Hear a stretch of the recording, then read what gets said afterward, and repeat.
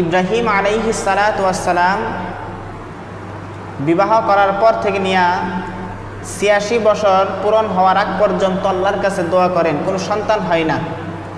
তো আল্লাহর কাছে এতদিন দোয়া করতেছেন, রব্বি হাবলি মিনাস সালিহিন, রব্বি হাবলি মিনাস সালিহিন, আয় আল্লাহ আমাকে একজন নেককার সন্তান দান করেন।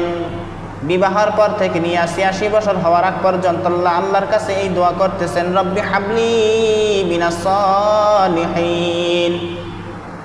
এতদিন কান্নাকাটি করার পর আল্লাহর কাছে দোয়া কাকতি মিনতি করার পর আল্লাহ রাব্বুল আলামিন ফাবাশশারনাহু বিগুলামিন হালিম, তাকে একজন নেককার সহনশীল সন্তান দান করেন। এখন বুঝতে হবে কথা, বৃদ্ধাবস্থায় দোয়া করতে করতে বৃদ্ধা হয়ে গেছে, এই সময় আল্লাহ রাব্বুল আলামিন সন্তান দান করেছেন। এতে উনি সন্তানের প্রতি কীরকমভাবে সন্তুষ্ট, কত খুশি, কত আনন্দ। আমাদের সমাজের মধ্যে যখন কাহারও সন্তান হয় না, মাজারে গিয়া মান্নত করে, পীরের কাছে গিয়া চাই, মসজিদে ইমাম সাহেবের মাধ্যমে দোয়া করাই, খতিব সাহেবের মাধ্যমে দোয়া করাই, মুয়াজ্জিনের মাধ্যমে দোয়া করাই, বিভিন্ন রকমের যত পন্থা আছে সব অবলম্বন করতে দেরি করে না। কিন্তু যখন সন্তান হয় তার মনের মধ্যে কত আনন্দ জাগে। ঠিক তেমনি ইব্রাহিম আলাইহিস সালাতু ওয়াস সালামের যখন ৮৬ বছর হওয়ার আগ পর্যন্ত আল্লাহর কাছে দোয়া করতে করতে একদিন দোয়া কবুল হয়েছে। ফাবাশশারনাহু বিগুলামিন হালিম, আল্লাহ রাব্বুল আলামিন তাকে একজন ধৈর্যশীল সহনশীল নেককার একটা সন্তান দান করেন। সন্তানের প্রতি কীরকম মায়া, কীরকম মোহাব্বত। এই সন্তানকে আল্লাহ রাব্বুল আলামিন আল্লাহ রাস্তায় কোরবানি করার জন্য স্বপ্নে একদিন দেখাইতেছে, ইসবাহ মা তুহিব্বুক, তোমার প্রিয় বস্তুকে তুমি কোরবানি করো। সকালবেলা ঘুম থেকে উঠছে, ওঠার পর ১০০ উট আল্লাহ রাস্তায় কোরবানি করে দিয়েছেন। দ্বিতীয় দিন আবার স্বপ্ন দেখেন, ইসবাহ মা তুহিব্বুক, তোমার প্রিয় বস্তুকে তুমি কোরবানি করো, আল্লাহ রাস্তায় কোরবানি করো। সকালবেলা আবারও ঘুম থেকে উঠিয়া ১০০ উট আল্লাহ রাস্তায় কোরবানি করিয়া দেন। তৃতীয় দিন আবার স্বপ্ন দেখলেন, ইসবাহ মা তুহিব্বুক, তোমার প্রিয় বস্তুকে তুমি কোরবানি করো। এখন পিতা ইব্রাহিম আলাইহিস সালাতু ওয়াস সালামের বুঝতে আর দেরি হয় না, বুঝিয়া ফেলাইছে। প্রথম দিন ১০০ উট কোরবানি দিলাম, আল্লাহর কাছে পছন্দ হয় নাই। দ্বিতীয় দিন আবার কোরবানি করলাম ১০০ উট, আল্লাহর কাছে পছন্দ হয় নাই। আল্লাহ রাব্বুল আলামিন বলতেছেন, তোমার প্রিয় বস্তুকে তুমি কোরবানি করো। এখন আমি বুঝিয়া ফেলাইছি, আমার কাছে একমাত্র আমার প্রিয় বস্তু হলো আমার সন্তান ইসমাঈল আলাইহিস সালাতু ওয়াস সালামকে কোরবানি করার জন্য বিবির কাছে অনুমতি নিয়ে বিবির কাছে গেছেন, হাজরা আলাইহিস সালাতু ওয়াস সালামের কাছে। তাকে বলে নাই, তাকে গিয়া বলছে, তোমার সন্তানকে তুমি সাজায় দাও, এক জায়গায় নিয়ে যাব। কোথায় নিয়ে যাব? মুখ জায়গায় নিয়ে যাব। সাজায় দিছে, নিয়ে যাইতেছেন। শয়তানের মন তো মানে না, শয়তান চিন্তা করতেছেন আল্লাহর আদেশ মানবে, সেও কেমনে অমান্য করা যায় সেই ফিকরে আছে। হাজরা আলাইহিস সালাতু ওয়াস সালামের কাছে গেছে, যাওয়ার পর হাজরা আলাইহিস সালাতু ওয়াস সালামকে বলেন, তোমার সন্তানকে কোথায় নিয়ে যাইতেছে তুমি কি জানো? কই নিয়ে যাইতেছে, বাপে নিয়ে যাইতেছে, যেখানে নিয়ে যাক ভালো জায়গায় নিয়ে যাইতেছে, এতে তোমার সমস্যা কি? কই না, তোমার সন্তানকে জবেহ করার জন্য নিয়ে যাইতেছে। হাজরা আলাইহিস সালাতু ওয়াস সালাম বলেন, লা ইউমকিনু লাহু ওয়া লা ইয়ানবাগি লাহু, এটা তার জন্য সম্ভব নয়। ফা ইন্নাহু ইউহিব্বুহু হুব্বান শাদীদা, কারণ কি কয়, সে সন্তানকে অনেক ভালোবাসে, এই জন্য তার জন্য লা ইউমকিনু লাহু ওয়া লা ইয়ানবাগি লাহু, তার জন্য সম্ভব না। ফা ইন্নাহু ইউহিব্বুহু হুব্বান শাদীদা, ইব্রাহিম তার পিতা সন্তান ইসমাঈলকে অনেক ভালোবাসে, তার দ্বারা এটা সম্ভব নয় যে তাকে কোরবানি করবে, জবেহ করবে। এরপর ইবলিসে কয়, আল্লাহু আমারা যাওজাকি আইয়াযবাহা ইবনাক, আল্লাহ রাব্বুল আলামিন তোমার সন্তানকে জবেহ করার জন্য তোমার স্বামীকে আদেশ করেছেন। আল্লাহু আমারা যাওজাকে, আল্লাহ আদেশ করেছেন তোমার স্বামীকে, আইয়াজবাহা ইবনাক, যে তোমার সন্তানকে জবেহ করার জন্য। মা হাজরা আলাইহিস সালাতু ওয়াস সালাম বললেন, আল্লাহু আমারা, আল্লাহ আদেশ করেছেন? হ্যাঁ, আল্লাহ আদেশ করেছেন। তাহলে তো আর আমার কোনো দ্বিমত থাকার কোনো কারণ নাই, আমি এতে সন্তুষ্ট আছি। যেহেতু আল্লাহ রাব্বুল আলামিন আদেশ দিয়েছেন, এতে কোনো দ্বিমত থাকার কোনো ব্যাপার, দ্বিমত থাকার কোনো কারণ নাই। আল্লাহর আদেশকে আগে মানতে হবে, এতে আমি খুশি আছি। যদি তার বাপ আমার কাছে বলতো আল্লাহ আদেশ করেছেন জবেহ করার জন্য, আমি আগেই তাকে সাজায়া গুছায়া তৈরি করিয়া দিতাম। মা কেমন ছিলেন আল্লাহর আদেশ পালনের মধ্যে। এখন শয়তান চিন্তা করলেন, মাকে তো পারলাম না, দেখি ইসমাঈল আলাইহিস সালাতু ওয়াস সালামকে ধোঁকা দেওয়া যায়। ইসমাঈল আলাইহিস সালাতু ওয়াস সালামের কাছে যখন বৃদ্ধা সুরত নিয়ে যায়, একজন বৃদ্ধা মানুষের আকৃতি নিয়ে শয়তান তার কাছে গিয়া তাকে ডাক দেয়, কোথায় যাও? আব্বার সাথে যাই। আব্বা যেখানে ইচ্ছা সেটাই নিয়ে যাক, তোমার সমস্যা কি? আব্বার কাছে যাইতেছি, ভালো জায়গায় তো যাব। ইবলিস ইসমাঈল আলাইহিস সালাতু ওয়াস সালামকে বলেন, ইন্না আবাকা ইরিদু আইয়াযবাহা, ইন্না আবাকা ইরিদু আইয়াযবাহা, তোমার বাপে ইচ্ছা করেছে তোমাকে জবেহ করবে। আল্লাহু আমারা, আল্লাহ আদেশ দিছেন। সন্তান এই কথা শোনার পর সন্তানে বলে, আল্লাহু আমারা, আল্লাহ আদেশ দিছে, এতে আমার কোনো দ্বিমত থাকতে পারবো না। আল্লাহর আদেশকে মানতে হবে আগে। সন্তান বাপকা বেটা সিপাই কা গোড়া কুসনা হতো থোড়া থোড়া। বাপ যেমন সন্তান তেমন, যেমন বাপ ছিলেন তেমন মা ছিলেন, তেমন সন্তানও ছিলেন। আল্লাহর আদেশে পালন করার মধ্যে এক নাম্বার। মায়ের কাছে গেছে, মা সন্তুষ্ট হয়ে রয়েছে, কোনো কষ্ট পাই না। আর আমাদের সমাজের মধ্যে যদি আল্লাহর একটা সামান্য পরিমাণ আদেশ থাকে, এতে মাও খুশি থাকে না, অসন্তুষ্ট থাকে, পিতাও খুশি থাকে না, অসন্তুষ্ট থাকে, রাজি থাকে না, সবসময় মুখটাকে বেজার করিয়া থাকে। আল্লাহ কি খালি আমার এই দেখলো আর কাউরে পাইল না?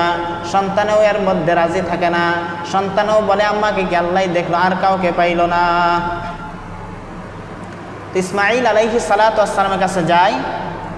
ইসমাঈল আলাইহিস সালাতু ওয়াস সালামের কাছে যখন বলে যে তোমার বাপ তোমাকে জবেহ করবে, আল্লাহর আদেশ, আল্লাহু আমারা, আল্লাহ আদেশ করেছেন, এতে আমার দ্বিমত থাকার কোনো কারণ নাই। আল্লাহর আদেশকে আগে পালন করতে হবে। তো বাপ যেমন সন্তানও তেমন। তো যখন মিনাই নিয়ে গেছে, মিনাই নেওয়ার পর ইব্রাহিম আলাইহিস সালাতু ওয়াস সালাম সন্তানকে মনে মনে ভাবতেছেন যে সন্তানকে দেখে একটা পরীক্ষা করিয়া, সন্তান যদি হ্যাঁ বলে তাও আমি আল্লাহর আদেশ মানব, যদি নাও বলে তাও আমি জবে করব, কারণ আল্লাহর আদেশ। তো সন্তানকে বলে, ইয়া বুনাইয়া, হে আমার প্রিয় ছেলে, ইন্নী আরা ফিল মানামি, আমি স্বপ্নে দেখলাম, আন্নী আযবাহুকা, আমি তোমাকে জবেহ করতেছি। একদিন স্বপ্নে দেখলাম আল্লাহ রাব্বুল আলামিন বললেন, ইসবাহ মা তুহিব্বুক, আমাকে আল্লাহ আদেশ করছেন তোমার প্রিয় বস্তুকে তুমি কুরবানি করো। সকালবেলা ঘুম থেকে উঠে 100 উট কুরবানি দিলাম। দ্বিতীয় দিন আবার স্বপ্ন দেখলাম, ইসবাহ মা তুহিব্বুক, তোমার প্রিয় বস্তুকে তুমি জবেহ করো, কুরবানি করো। সকালবেলা উঠি আবার 100 উট কোরবানি দিয়ে দিলাম। তৃতীয় দিন আবার স্বপ্নে দেখলাম একই অবস্থা, ইসবাহ মা তুহিব্বুক, তোমার প্রিয় বস্তুকে তুমি কোরবানি করো, তোমার প্রিয় বস্তুকে তুমি জবেহ করো। কিন্তু আমার বুঝতে বাকি নাই, আমার কাছে হে প্রিয় বর্ষ, আমার কাছে প্রিয় একমাত্র তুমি, তোমাকে আল্লাহ রাব্বুল আলামিন কোরবানি করার জন্য আদেশ দিয়েছেন।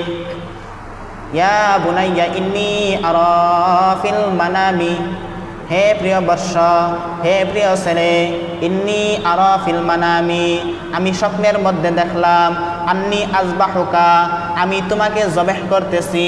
ফানজুর মাযা তারা, এতে তোমার কি অভিমত, এতে তোমার কি দ্বিমত আছে নাকি আল্লাহর আদেশ পালন করতে? বাপকা বেটা সিপাইকা ঘোড়া গোসনা হতো থোড়া থোড়া। বাপ যেমন সন্তানও তেমন, যেমন বাপ ছিলেন নেককার তেমন মাও ছিলেন নেককার, তেমন আল্লাহ রাব্বুল আলামিন একটা নেককার সন্তান দান করেছেন। নেককার সন্তান দান করার পরে ছেলেকে বলতেছেন ফাংজুর মা যা তার হয়তো তোমার কি অভিমত আছে? ছেলে বলেন ইয়া আবাতি ফাআল মা তুমার, হে আমার প্রিয় প্রিয় বাবা, আপনাকে আল্লাহ রাব্বুল আলামিন যেটা আদেশ করেছেন সেটা আপনি আগে পালন করেন। সাতাজিদুনি ইনশাআল্লাহু মিনাস সাবিরিন, তাহলে আমাকে আপনি ধৈর্যশীলদের মধ্যে থেকে একজন পাইবেন। ছেলে কেমন আল্লাহওয়ালা ছিলেন, শয়তানে তাকে বুঝায় কিন্তু বুঝেন আল্লাহর আদেশকে পালন করার জন্য সে আরো খুশি হয়ে গেছে। তো বাপ ছেলেকে একটু পরীক্ষা করার জন্য বলছিলেন ফাংজুর মা যা তার এতে তোমার কি অভিমত? ছেলে কইছে কি ইয়া বা তিফাল, হে আমার প্রিয় বাবা, ইফাল মা তুমার, আপনাকে যেটা আদেশ করে সেটা আপনি পূরণ করেন, তাহলে সাতাজিদুন ইনশাআল্লাহু মিনাস সাবিরিন, আমাকে ধৈর্যশীলদের মধ্যে থেকে একজন পাবেন। তো এখন ছেলেও খুশি বাপও খুশি। তো ছেলেকে এখন যখন জবেহ করবে, ছেলে বাপকে 3টা শর্ত লাগাই।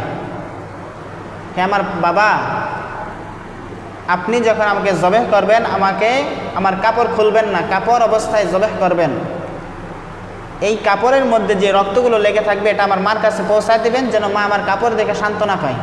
2 নাম্বার শর্ত, আপনি যখন আমাকে জবেহ করবেন আমার হাত পাও বাইদা নিবেন, আপনার চক্ষুকে বেঁধে নেবেন এবং আমার চোখকে বেঁধে নেবেন, কারণ যখন হাত পা না বাঁধবেন আমি ছটফট করতে থাকবো মৃত্যুর যন্ত্রণার কারণে, কারণ মৃত্যুর যন্ত্রণা নাকি অনেক ভয়াবহ।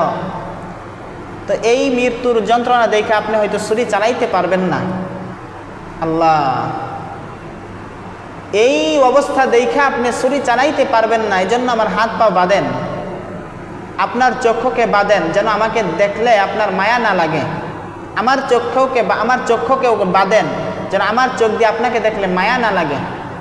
হাত পাও বাঁধবেন এজন্য নয়, কারণ মৃত্যুর যন্ত্রণা নাকি অনেক ভয়াবহ, কষ্ট হয়, এজন্য হাত পা বাইধে নেবেন যেন কষ্ট কম হয়।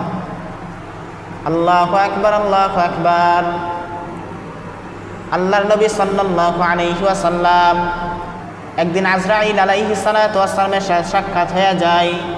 আজরাইল আলাইহিস সালাতু ওয়াস সালামকে নবী পাক সাল্লাল্লাহু আলাইহি ওয়াসাল্লাম জিজ্ঞাসা করেন, হে আজরাইল, এত বড় পৃথিবী, গোটা পৃথিবীর জীবজন্তু মানুষকে তুমি কেমনে জান কবজ করো? আজরাইল আলাইহিস সালাতু ওয়াস সালাম বললেন, হে নবী, আপনার সামনে যদি একটা প্লেট দেওয়া হয়, এই প্লেটের মধ্যে যদি অনেকগুলো পিঁপড়া রাখা হয়, এই পিঁপড়া যেটা ইচ্ছা সেটাকে আপনি মারতে পারবেন, বেশি সময় লাগবে না। ঠিক তেমনি এই পুরা পৃথিবী আমার কাছে একটা প্লেটের মতো, আমার যেটাকে ইচ্ছা সেটাকে আমি যখন ইচ্ছাই তখনই হত্যা করতে পারি, জান কবজ করতে পারি, আমার কোনো সময় লাগে না। হাতের মধ্যে আজরাইল আলাইহিস সালাতু ওয়াস সালামের একটা ফল ছিল হাতের মধ্যে। নবী পাক সাল্লাল্লাহু আলাইহি ওয়াসাল্লামকে বলেন, আমার হাতের মধ্যে যে ফলটা দেখতেছেন, এই ফলের গাছের প্রত্যেকটা পাতায় প্রত্যেকটা জীব জন্তুর নাম লেখা আছে, প্রত্যেকটা মানুষের নাম লেখা আছে। যখন মানুষের মৃত্যুর সময় হয় ওই গাছের পাতাটা আস্তে আস্তে হলুদ কালার হয়। যখন গাছের পাতাটা হলুদ কালার হওয়ার পরে জড়িয়ে পড়ে, আমি সাথে সাথে তার কাছে গিয়া তার জান কবজ করে আনি। আল্লাহ রাব্বুল আলামিন বলেন, ওয়াজাআ সাকরাতুল মাউতি বিল হক, অবশ্যই মৃত্যুর যন্ত্রণা বড় ভয়াবহ হবে, অবশ্যই মৃত্যুর যন্ত্রণা অনেক কঠিন। আল্লাহ নবী সাল্লাল্লাহু আলাইহি ওয়াসাল্লাম এই বিবরণ শুনিয়া, এই আয়াত শুনিয়া ভয় পাইতেছেন, আমার উম্মতের কি হবে। হে ভাই আজরাইল, তাহলে তুমি যে জান কবজ করো, যাকে জান কবজ করো তার কীরকম অবস্থা হয়, তার কীরকম কষ্ট হয়? আজরাইল আলাইহিস সালাতু ওয়াস সালাম বলেন, হে পয়গম্বর, আল্লাহর আদেশে ইদ্রিস আলাইহিস সালাতু ওয়াস সালাম নবী, এই নবীর যখন জান কবজ করতে যায়, ইদ্রিস আলাইহিস সালাতু ওয়াস সালাম বললেন, হে আজরাইল, তুমি আমার জানকে একবার কবজ